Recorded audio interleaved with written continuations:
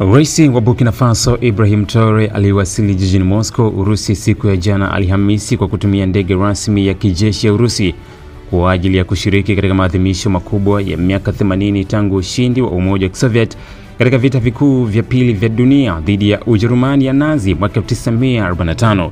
Baada ya kutua katika uwanja wa ndege wa kijeshi wa taifa hilo, Rais Traore alionekana akikanyaga ardhi ya Urusi huku akipokelewa kwa heshima kubwa na ujumbe wa viongozi waandamizi wa serikali ya Urusi, akiwemo naibu waziri wa mambo ya nje wa Urusi anayeshughulikia masuala ya Afrika na Mashariki ya Kati.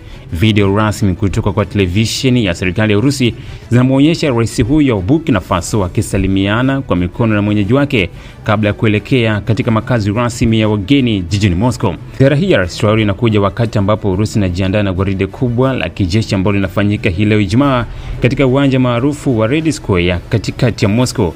Maadhimisho haya yanaadhimisha siku ambapo jeshi jekundu la Umoja wa Soviet lilifanikiwa kushinda majeshi ya Adolf Hitler na kulazimisha Ujerumani kusalimu amri mnamo Mei 9 mwaka 1945, hivyo kuhitimisha rasmi vita barani Ulaya. Ujio wa Rais Ibrahim Traore jijini Moscow ni ishara ya kuimarika kwa mahusiano ya kisiasa, kiuchumi na kijeshi kati ya Urusi na nchi za Afrika Magharibi, hasa Burkina Faso. Tangu achukue madaraka kupitia mapinduzi ya kijeshi mnamo mwaka 2022, Traore ameendeleza msimamo mkali dhidi ya ushawishi wa zamani wa nchi za Magharibi, hasa Faransa, na badala yake ameelekeza taifa lake katika ushirikiano mpya na nchi kama Urusi. Katika miezi ya hivi karibuni, Burkina Faso imepokea msaada wa kijeshi na kiufundi kutoka Urusi, ikiwa ni pamoja na silaha, mafunzo ya kijeshi na usaidizi wa kijasusi dhidi ya makundi ya kigaidi yanayoendesha mashambulizi katika ukanda wa Sahel.